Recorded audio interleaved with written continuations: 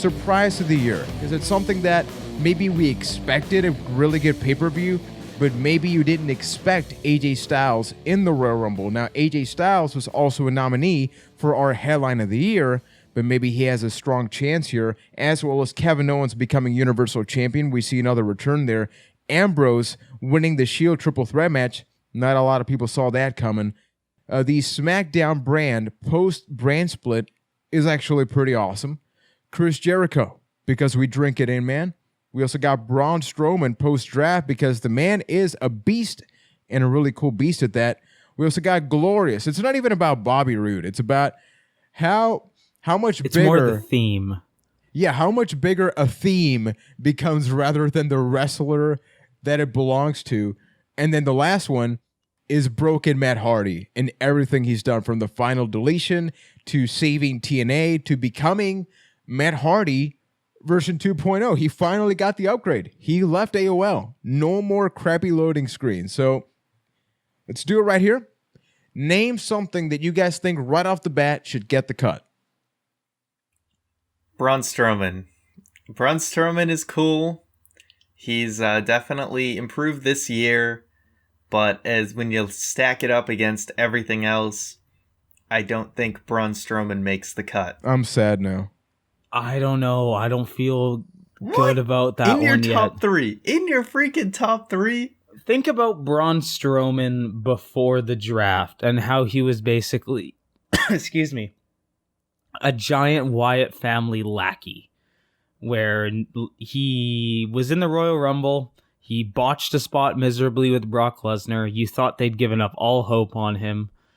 And then he comes out and basically becomes the Truckosaurus of Raw, going back to that analogy, where he has his spot. He just destroys people. He has mastered the art of the jobber match, and it works perfectly. Braun Strowman is honestly one of my favorite things about Monday Night Raw right now, just because of how well it's worked. And if you look, or if you would have asked me, like after that Royal Rumble match or while he was in the Wyatt family, would Braun Strowman be one of your favorite things of 2016? I would laugh at you and say absolutely not. But it's just been a great surprise about how, or like where Braun Strowman has got to this year. And keep in mind, it's surprise of the year, right? So it's something you didn't expect. So an example here, we can cut off Glorious, right? As glorious, no pun intended, as the theme is, it's a cool thing. It came and went.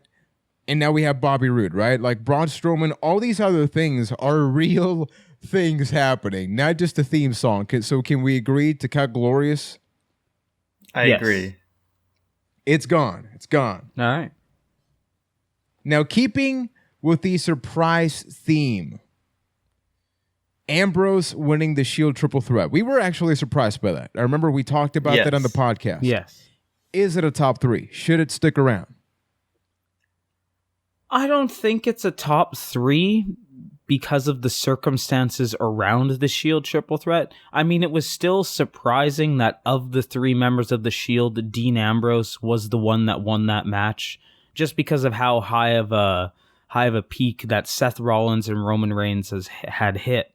But you had the whole thing about SmackDown. If SmackDown or Raw was going to get the title, and it felt more like Dean Ambrose was going to take it with him to take it with him to SmackDown, and then the whole Roman Reigns circumstance of being suspension, you kind of felt like, oh, well, Roman's probably not going to win because he's been losing a lot lately. And I think it would have been, there was room for it to be more surprising than it actually was. Yeah, it definitely was a surprise, but I don't think it's nearly on the top level. Three. Yeah, it's not top three surprising. Gotta make some hard cuts, baby. So we're down to 6. We still got to cut 3 more. Which one would you cut from this list? What about AJ Styles in the Royal Rumble? Oh, come on. Come on. Hear me out. It was a great moment, but was it a great surprise? Because yes, it was. We didn't know it was going to be the Rumble. You didn't know it was going to be in the Rumble, but you knew that the debut was coming at that point. You didn't know when, but it was an inevitability, and it happened at the Royal Rumble. Still. So does that get rid of some of the surprise factor? It was still one of the biggest surprises of the year. I mean, the way that they did it, how they held the camera on Roman Reigns, you hear this music, you're like, what is this? And then just like the, oh shit moment, like, that was one of the best moments of the year. Spoiler alert, it's in my Then let's top not 3. cut it yet. It is in my top 3. Yeah. All right, let's not cut it yet then. So then what gets cut? Kevin Owens? Damn it, I want to cut Braun Strowman, but is any Juan? Can you get on board with me? Can we bully Keith out of this one? Oh, I love Strowman though, but yeah, okay, but in the top 3, fine. He's gone. I'm sorry, Keith. Ryan, You've been bullied out. He persuaded me. I'm a weak person right now. Day 2. We got a lot of awards, but no, in all honesty though, as impressive as he has been, it's not like he's the one battling Brock Lesnar or something, right? It's not like he's the one that has taken over Raw or something like that. He's been impressive because we did not expect a lot from him. Yeah, that's fair. But not top 3. All right, I'll concede. So we got to cut 2 more. So Kevin Owens becoming Universal Champion was definitely a surprise. It was. Now That checks out. It was Yes. a surprise. It is Now- nominated.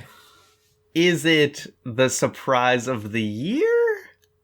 Is it in that 3? No. Is it in that 3? More so don't- than AJ Styles in the Royal Oh, come Rumble. on. I don't come think so. on, man. It's more likely. Okay, think about going into those events. Think about going into this year.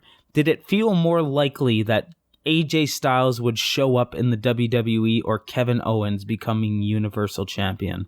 Because Kevin Owens, like, he was kind of doing the mid-card thing, and even up until it actually happened, nobody really expected Kevin Owens to win that match until the circumstances actually happened. You figured it was either going to be Seth Rollins or Roman Reigns winning it. Like, it was a fatal 4-way match between Kevin Owens, Roman Reigns, Seth Rollins, and Big Cass, right?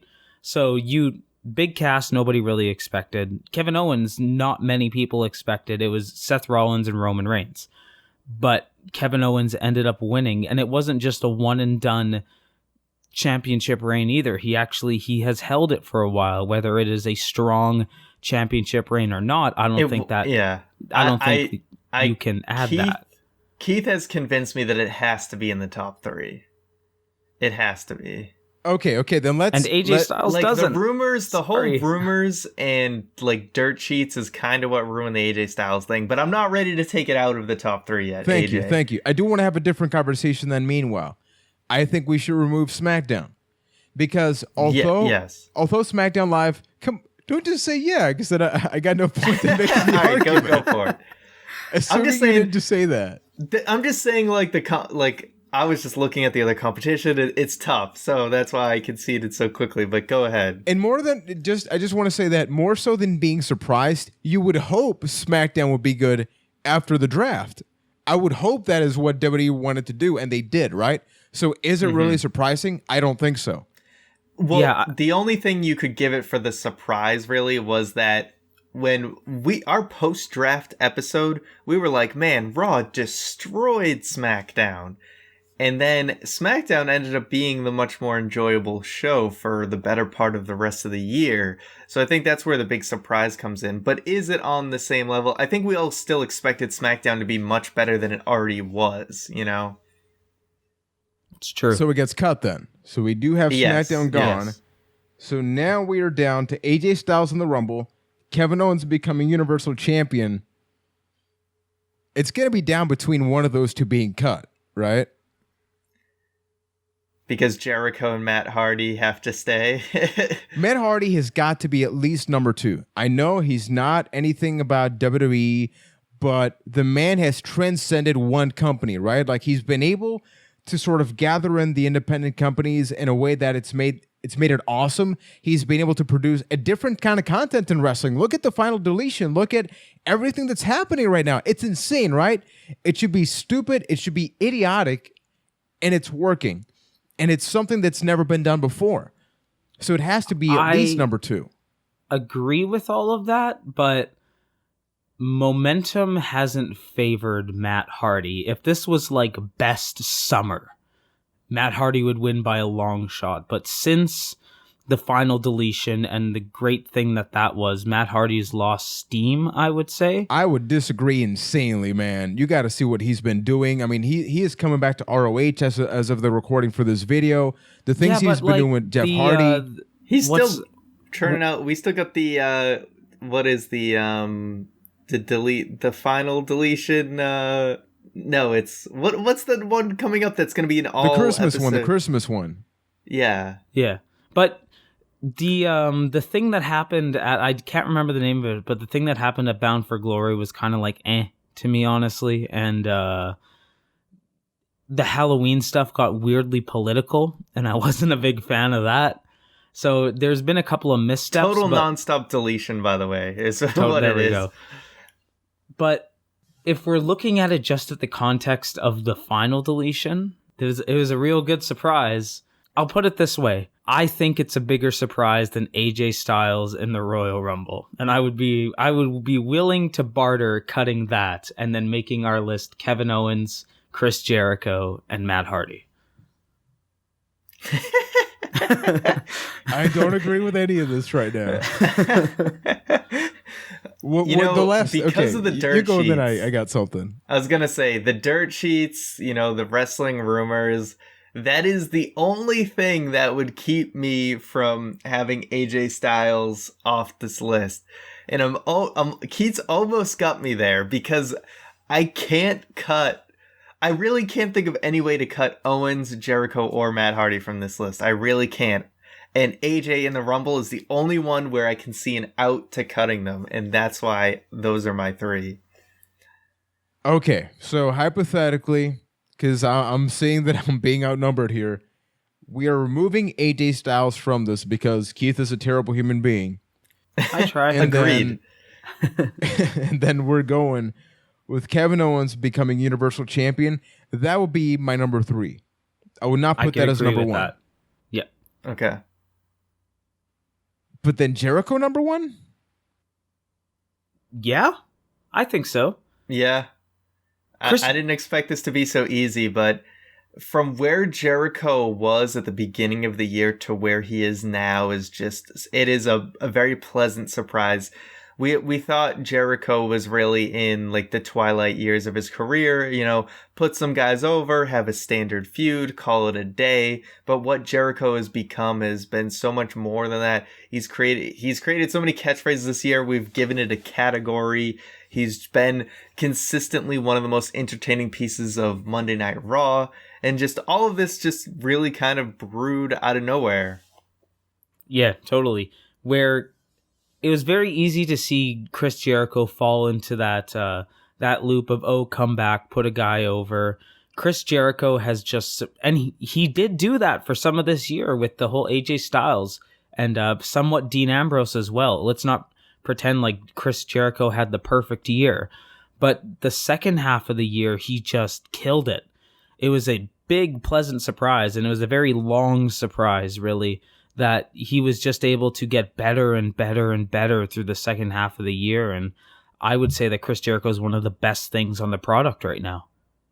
Yeah, it's very true. When you talk about surprises, he really is one, like the best one of the year, because we wanted him to go away. By summertime, we were having the conversation of the man cannot wrestle in a way that makes us care about him. He's done it all. But now it feels like, no. What hasn't he done? We went from Jericho. Yeah, we had the whole Jaredad thing. Exactly. And now it's like, that's all but gone away. It feels like that was like 5 years ago or something, but that was just a couple of months ago. So it goes to show that you can surprise somebody and rejuvenate yourself and find yourself a new character that keeps people captivated, despite the fact that I've been watching Jericho since like 1996, 7, I think even earlier in WCW. So without further ado, at number 3, we have Kevin Owens becoming the Universal Champion. At number 2, we have Broken Matt Hardy and his broken brilliance. And at number 1, we have Chris Jericho, because we're drinking it in, man. Oh, that was a long fight. Keith, I'm okay, man. I know we had our differences here, but I respect you as a human being. Partially. Has the WWE ever overdone something so much that you just go like, can you please stop? We actually have an award for that titled Things WWE Shoved Down Our Throats Award. And that's also available here on the channel.